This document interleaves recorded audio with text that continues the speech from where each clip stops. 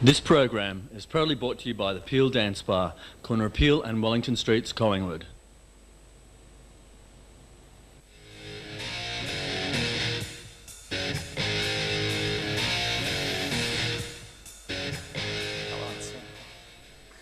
Hello, I'm Julie Peters and I'm your guest host for Blah Blah Blah.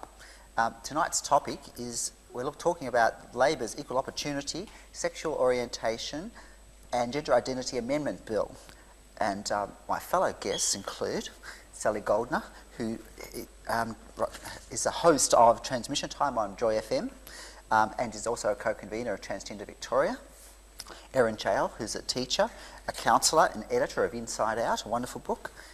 On the other side, I've got Kenton Miller, who's the co-convener of the Victorian Gay and Lesbian Rights Lobby, and Kayleen White, who's co-convener of the Transgender Rights Lobby and has bronchitis, unfortunately.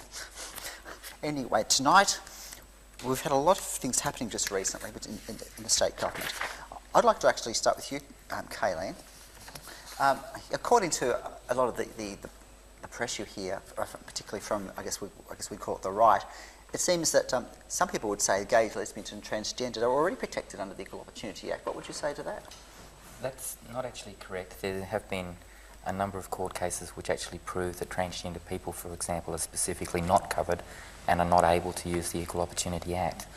The current attribute covering lawful sexual activity has also been found with a number of court cases not to be adequate in terms of providing protection for gay, lesbian, bisexual people.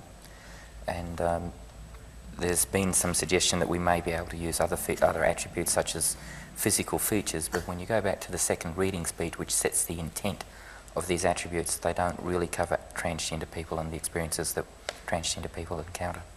Yeah, that makes a lot of sense.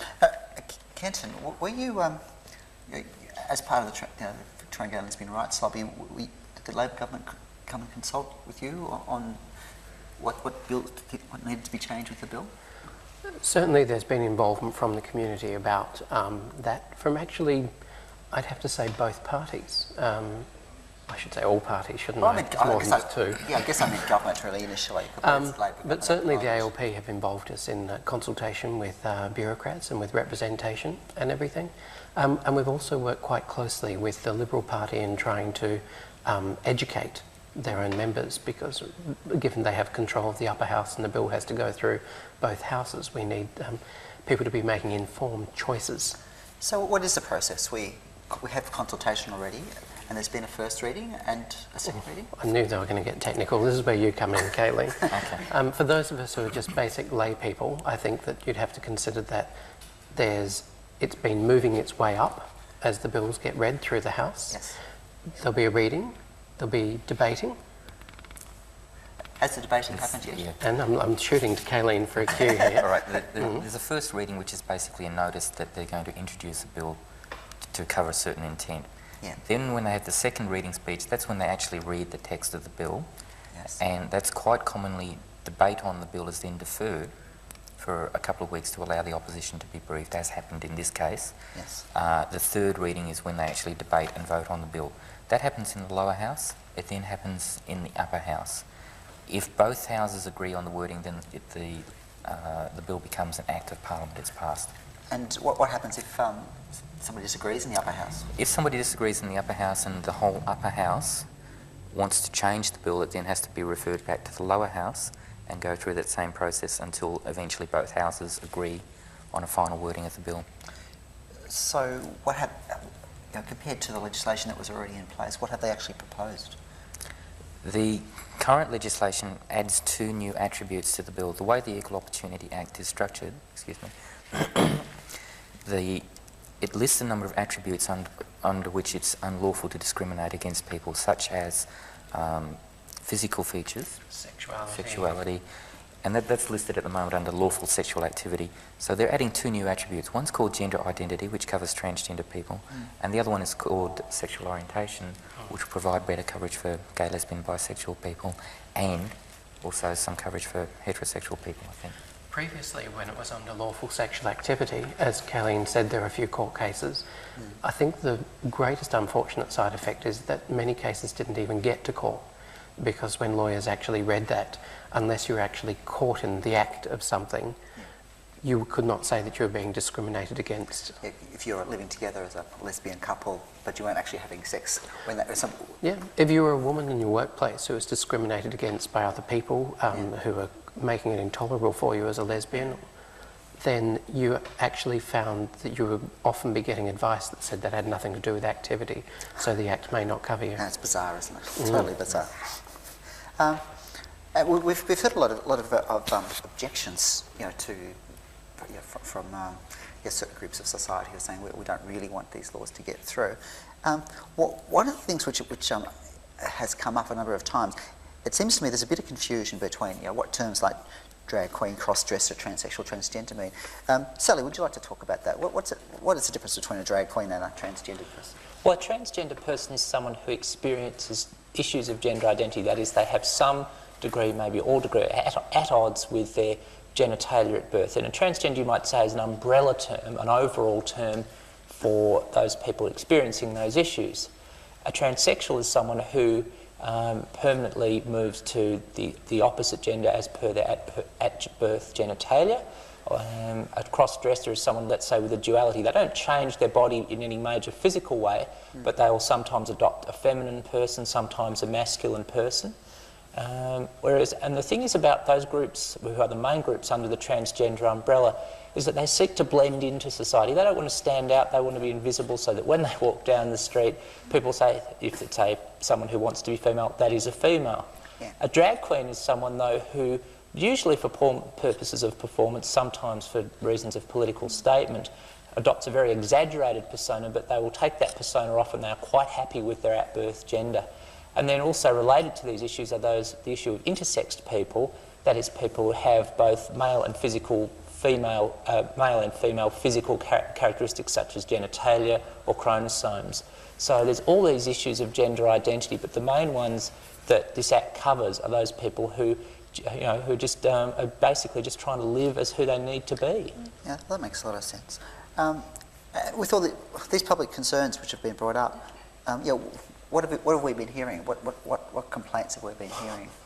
Where do we start? Perhaps the first one we might start on is one big one, that people are concerned that this bill means that somebody will be turning up to work as male one week and female the next, and that's just utterly fallacious. Somebody who's transsexual wishes to adopt an identity on a consistent basis. Somebody who's a cross-dresser has a consistent history where they keep their male persona at work, but the female persona, if they're dressing as a male to female, is something that's kept totally separate from work. Yeah, but one of the things, the complaints I've heard is that a school teacher will turn up one day a week as a woman and 4 days as a man. I think that one of the many mythologies that buys into, it feeds right back into the idea that it's a phase that's a little bit flitty-gibbety, that these people just haven't made their minds up. Yeah. And it is such a fallacy. I think it shows a lot more about the insecurity of the people who are talking about it. Similarly, we've heard them talking about the thought that it means that a man's going to wear women's clothing and going to girls' toilets and pick them up and do horrible things to them. Again, bringing up that old furphy about pedophilia and everything. Yeah. They can't even separate out just who they're talking about with their myths. They can't decide if they're talking about gay men, straight men, or people who wear frocks, or people who want to live. Yeah, it is very confusing when you put it that way. It's ridiculous. Another interesting thing, Julie, is that they always talk about school teachers. Oh, okay, we're all protective of kids. We want to care about them. So they make us emotionally vulnerable and then bring in their furphies. It's a deliberate emotional manipulation, and it's basically, as Kayleen says, total and utter fallacy. Mm-hmm. Now, Erin, you're a school teacher, a counsellor. Yes. What do you think of all this? Look, I'm very concerned about adolescent health. I've done extensive postgraduate study And look, I have no hesitation at all in saying that to have a teacher who is gay, lesbian, bisexual, transsexual, it's not going to damage young people. In fact, we often underestimate young people.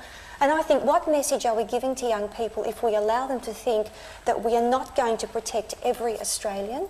And I think the transsexual people I have met are among some of the most incredibly brave people, that despite society's prejudice, they have lived with honesty and integrity. And what better message could we give to young people? That you should live your life as you truly believe, with honesty and integrity. It's not going to harm young people, and young people have the capacity to be able to understand that. Young people respect honesty, fair go. In fact, students will often say, that's not fair. Yeah. And I think it's the adults who have the problem with this, and it's because of lack of information. Or do you think possibly with some adults, you know, they're trying to portray to their children a very strict set of gender roles? I think yes. And in fact, yeah. you know, if the teacher, who the student might actually like, Yes. changes gender or is gay, they think, well, all gays aren't that bad. So the teachers, the parents, you know, might actually be really stressed about this, thinking that, you know, the teachers are actually going to, you know, pull apart their good work about teaching them gender roles. Yes, and again, that's misinformation. Some of the parents who are worried about it often do not really understand what a transsexual person is. They have no understanding that a gay, lesbian person is just a normal person. I think the greatest shame actually is that the argument gets positioned around the adults, and there's no acknowledgement that in those very classrooms are young people who themselves are having these thoughts about their own gender identity. Absolutely. And it's them that we're doing it for as much as the teachers. Us, yeah. All us who are transgendered here and who are gay and lesbian, we all had those issues when we were growing up, and there was certainly no way for us to address those. Can you think of a way we you know, is the school system going to be ready, certainly, to be able to address Changes these are issues? happening, but very slowly. There's some material being developed which will go out to all schools. Catching On is one particular set of material which is terrific, but it's going to be optional to use that in schools, and I think it should be compulsory. I think with youth suicide, levels of depression, I think it's just education of the student population as a whole. I think it's misinformation, lack of information, that will break down prejudice and break down the stereotypes, and we will be seen as people, as we are. But there certainly is going to be some pressure for us not to break down the stereotypes, because there's some people out there Some who people don't want want them to continue, who exactly. want the stereotypes That's to right. continue. Yes. Oh, well, it's about time that we had a break, I think, and we'd just like to thank you for watching this half, and join us soon.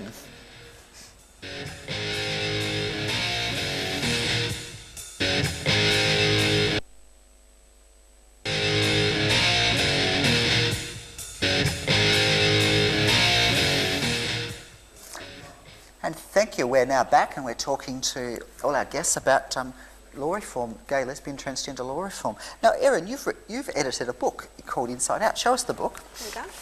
Here's our book. And why did you edit this book? Why did you collect the stories? It's interesting because it's gay, lesbian, bisexual and transgendered stories. I was just tired as a teacher of seeing young people that I was meeting year after year who were living in the most terrible loneliness, lack of visible role models.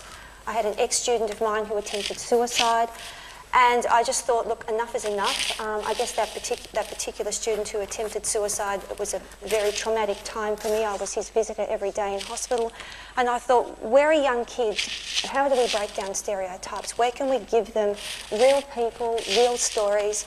And right now, when we're looking at covering legislation to protect transgendered people, the two transgendered stories in the book, if only some people would read those stories, they would realise that, look, these are people. They're human beings. They're no different to any other person. And Julie, your story, in fact, is in the book. It is. And meeting you and meeting Jardine Cody literally blew me away. I had never, I must admit, to my knowledge, known a transsexual person. And I'm sure I must have met some, but meeting you and meeting Jardine made me realise, and I had harboured no prejudice at that point, But I had never had the opportunity to sit down and really get to know a transsexual person. And a lot of, unfortunately, the community, to their knowledge, they don't know a lesbian and they don't know a gay person, which is a ridiculous statement. So I was hoping this would be a resource that would break down those stereotypes. So how many stories do you have in here? About 35. 35. Yeah, there's Bob Brown, Sue Ann Post. Monique Brumby, but just the young stories. There is an Yeah, yeah. 18-year-old girl, a 21-year-old boy. It's not working. It's just Ah. rubbing it. Keep talking about Okay. Is it working? That's good to see we've got a high quality of dress standard amongst our audio operators here at Ben Thank TV, you. isn't it? We don't want boringly dressed Sorry. audio operators. at I Ben. guess what I wanted to do was put a face to the stereotypes and to stop the misinformation and just to sort show of... the real people, not, Exactly, not show the real stereotypes. people. Yeah. The real Yes. people, not the ones who turn up in the RSL reports. That's right. Exactly. That's actually a very key point in all our lobbying is education and putting a human face to it so that you get rid of some of the myths and show that we are normal human beings. Because I know Transgender Victoria has been sending a lot of delegations along to meet politicians, Yes. and as has the Victoria Gay Lesbian Rights Lobby. And you feel a bit reassured when you know that people like Kayleen and Sally are out there and you know that the politicians are going to be getting a good impression. Of course. Yes. Of course. But seriously, I mean, I just echo that point. The number of people who, if you are in, you sit down and they ask you about their lives, the proverbial 20 questions, and and they go, oh, I didn't know that, didn't know that, and so they walk away, oh, all those stereotypes are bunkum, and they are, and it's just, Yeah. it is just so amazing how the gap is there, but, and the only way to get out there is to fix it, is just to get out there and do it and talk. Actually, another stereotype, and I think this is possibly comes from like middle Australia stereotype, is like this is the 21st century. Surely no one discriminates against gays, lesbians, and transgender anymore. Oh, Isn't that a boy. bit of a stereotype? Oh, let me talk about some of the discrimination against transgender people. I mean, I think about there's so many that come to mind. I think about the person who got a job on their merits, didn't have to disclose they were transgender, and why should they? Of course not. Got the job, and then somehow it was found out that they were transgender. They were raped and then dismissed. I think about the person who had experienced 2 murder attempts in 5 minutes and ended up running for their life from the workplace. And close to home, I also, on the cross-dresser front, I know of one cross-dresser who had a dispute with a former co-tenant. The day the co-tenant left, put a flyer on the person's desk saying, have you bought any products from a drag queen lately? This is going to all your competitors. But the one that comes close home to me is a housemate of mine who also transgender, who one day, I just came home one night and I could sense she was upset and I sort of just didn't know quite what was wrong, but then I walked by her bedroom and she had a knife in one hand, the toaster's on the floor, and she came very, very close to not being a very former housemate, but thankfully she's all right now. So, I mean, because she was suffering so much workplace bullying, and it's just so unproductive for the workplace, it's so inhuman, it's just got to go. Yeah. Kenton, what about you? Well, Examples. I think that one of the greatest forms of oppression that we face at the moment among lesbian, gay and transgendered people is the notion that there is no discrimination against us. And certainly the Rights Lobby have our report coming up called Enough is Enough from Midsummer Before Last, which shows huge results from the surveys about the degrees of discrimination that are still running rampant in Victorian society. And I say we do live in very Victorian times. People here try and pretend that Melbourne is this go-ahead, leading the way kind of state. And quite simply, if you're a middle-class heterosexual person, it's easy for you to turn a blind eye. Yeah. If you're sharing a house with somebody who's facing discrimination every day, it's a little bit harder to turn a blind eye to that kind of stuff. But it does mean that you get to work out a lot in the gym so that you don't go around murdering small animals to work it through your system, I think. Because it can build up a frustration sometimes. Yeah, huge. And Julie, to add to that, since the book came out, I have an average of 1 phone call a month from parents in all suburbs of Melbourne saying to me, could you recommend a school where my son or daughter will be safer? And one of them was a phone call last November from a mother of a young person who is transgendering from male to female, and that young girl has been out of the school system since last November, has been victimised, terrorised at her last school. It's been a nightmare trying to get a school which would accept this young person, and school after school would say, we have many places, But once they found out this was a young person transgendering, suddenly all of those places disappeared. And that young person is currently out of the school system, hoping to get back to school next semester. And within the school system too, do you think teachers are, if a child, try that again, if a child is being victimised, do you think teachers are really putting a lot of effort into stopping that happening? Look, I'd have Or to do they say turn a honestly, blind eye? some turn a blind eye, some are embarrassed, they don't know how to deal with it. There are some that try, but look, teachers need education as well. Yeah. They're just like any normal cross-section of the population. There needs to be mass education on all fronts. Actually, what I'd like to quickly add is internalised homophobia or internalised trannyphobia, where you don't let yourself get ahead in life or do things because you hate yourself for being gay deep down or being transgendered. Any experiences of that? I'm trying to work through it myself because it's something that it's very difficult to grow up with a healthy self-esteem in a lot of ways in this society if you don't fit the norm. And just it's so difficult to resolve that. I think it goes beyond self-hate. We do too much work for them. We spend all of our time editing conversations, working out what we can tell them, what we can't, how much can they cope with, and we take all the responsibility all the time and wonder why we're exhausted at the end of a day. Very, very good point. This bill that's going up, one of the things that's been talked about is exemptions. It's being suggested, you shouldn't discriminate against gay, lesbians, transgendered, except. So, let's talk about exemptions. Well, it's everybody. Kenton, could you start? The bottom line is, it's revolting. There is no excuse. There shouldn't be any situation in which it's okay to discriminate against somebody. For me, when somebody's asking for the right to discriminate, they need to listen to what they're asking for. And the bottom line is, they want to treat us as less than who we are. And they're asking our permission to agree to it. And we're supposed to be grateful for the scraps off the table that we get. I'm sorry, but you can't say to me that a transgendered person is going to be welcome in every other way into this hotel, but they can't use the toilets of their choice. Excuse me?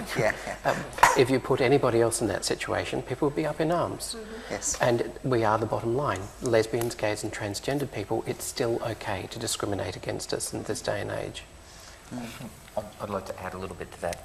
I have a fairly pragmatic view to this in that I want to get the legislation through so that we start to get some protection. We disagree on this. Yes. I think in an ideal world, yes, there should be no exemptions and it should be consistent across the board, but there's probably, and some of the exemptions that have been suggested recently we consider unreasonable, such as the issue of access to toilets, because that would basically mean a transgender person could not safely go to a hotel. The issue of transgender participation in sport has been very controversial for a long time, going back to Renee Richards, and we've nominated that as an exemption. It's the only exemption that gets added in the current bill, and it's been put in there for pragmatic reasons. Some of us think that there are situations where, okay, our muscles do change as a result of the hormones, but the bone structure doesn't, so maybe there is some grey area where it may be justified. But to address the concerns of people who've opposed this sort of proposal in the past, we propose putting in this one exemption for sport. Yeah, well, I can't see much difference in lawn bowls, though, really, can you? I can't, no. Between Or chairs or something. Yes, that's right. Would you like to add anything to that particular one? Are there exemptions? Well, yeah, I mean, in terms of the sport exemption, I mean, it'd be interesting that the exemption would come under the they may discriminate. So if someone, a male to female or transsexual, is of slight build and wants to enter weightlifting, let's say, well, you know, sort of then it won't be a problem. But obviously, if they were still quite tall or something, or quite broad-shouldered, it may make a difference. But I suppose the other exemption that comes up is, you know, say religion. I mean, I find it really strange that we allow some people the freedom of their expression in a democracy, yet that's at the expense of other people. That's a very strange sort of democracy to me. Yeah. It's a patriarchy, maybe. I think the other one that's interesting with religion too is that there are a number of groups who portray opposition to gay, lesbian, transgender people as being a fundamental part of their religion, and yet there's other parts of the Christian religion that are very supportive, very inclusive and very welcoming. And Buddhism and Buddhism. Yes. Actually, just with all that pressure, puts a lot of pressure on you to pass, doesn't it? As a transgendered person, or as to be able to pass as straight. What do you think of that concept? Passing as straight and gay and lesbian, or passing as transgendered? From a transgender perspective, I guess most of us work out at a fairly early stage that the more acceptable you look in the gender role you want, the less likely you are to run into problems. Yeah, yeah. Unfortunately, when you initially transition, it does take time to relearn all your characteristics. Just a very quick finish. What do we want the viewers out there to do? What do we want, a call to action, what do we want them to do over the next 3 days, whatever? I think a bottom line is to remember that you actually have the power. You are a voting person. You have the capacity to contact your MP. You have the right to ring them and ask where they stand on these issues, and to remind them that the people who vote them in or out are the people who feel strongly about these issues. And also we can call Talkback Radio and all those sort of things too, and pray, as Kayleen suggested earlier. But I'd like to thank you all for joining us tonight. Sally, Erin, Kayleen and Kenton. And I'd really like you Vent TV viewers to really enjoy the other things Vent TV is offering. I don't know what to say. Goodbye.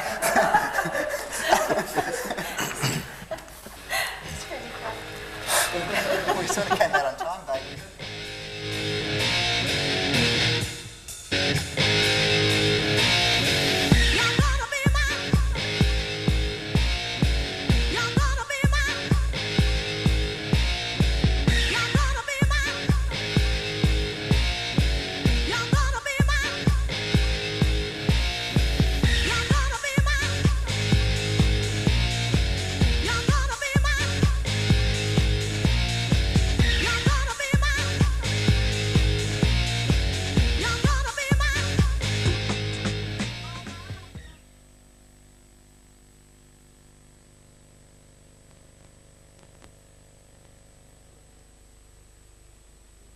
This program is proudly brought to you by the Peel Dance Bar, corner of Peel and Wellington Streets, Collingwood.